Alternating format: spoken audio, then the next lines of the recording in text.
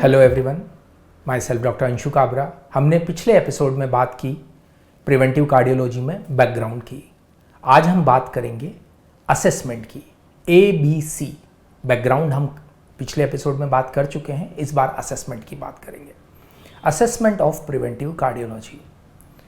हम असेसमेंट की बात करते हैं तो हम बैक टू 2010-2013 में यूरोपियन स्कोर की तरफ जाते हैं, जहां पर उन्होंने हार्ट डिजीज़ के असेसमेंट के लिए कैलकुलेटर शुरू किया।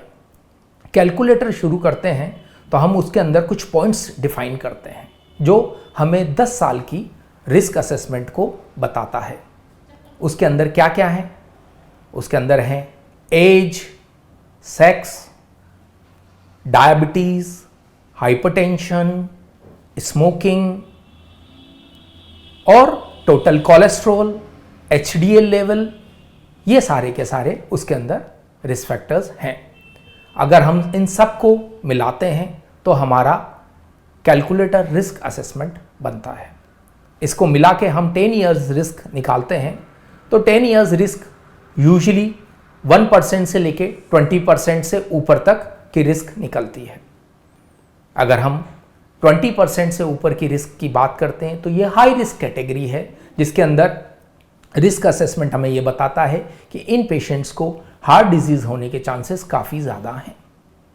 दूसरा है 7.5% से 20%, जिनके अंदर इंटरमीडिएट रिस्क है, मतलब डिजीज होने के चांसेस बहुत ज़्यादा नहीं है लेकिन बहुत कम भी नहीं है, और 7.5% से कम, जिनके अंदर हार्ट डिजीज होने के चांसेस कम है। लेकिन इस रिस्क स्कोर कैलकुलेटर में कुछ प्रॉब्लम्स हैं।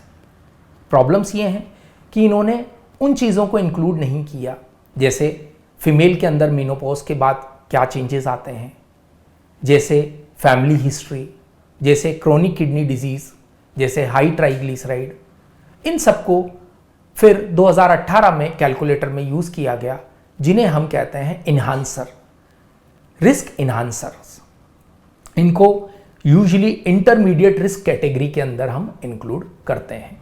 अगर ये रिस्क फैक्टर्स इसके अंदर इंटरमीडिएट रिस्क के अंदर ज़्यादा हैं तो ये हाई रिस्क कैटेगरी में आते हैं। तो इस तरह से रिस्क असेसमेंट हर पेशेंट का रिस्क फैक्टर्स के आधार पे किया जाता है।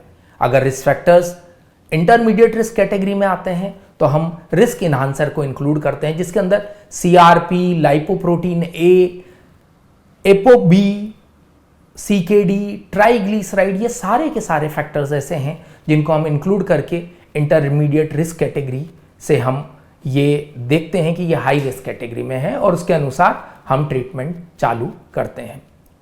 तो हमने बैकग्राउंड की बात की, हमने रिस्क असेसमेंट की बात की, और रिस्क असेसमेंट में भी जो नोवल अप्रोच है, जिसके अंदर काफ़ी सारी चीज़ें हैं, पुराने रिस्क फैक्टर्स और नए रिस्क फैक्टर्स, ट्रेडिशनल इन्हांसर्स, इन सबको इंक्लूड करके हम इंडिविजुअल पेशेंट की रिस्क असेसमेंट करते हैं।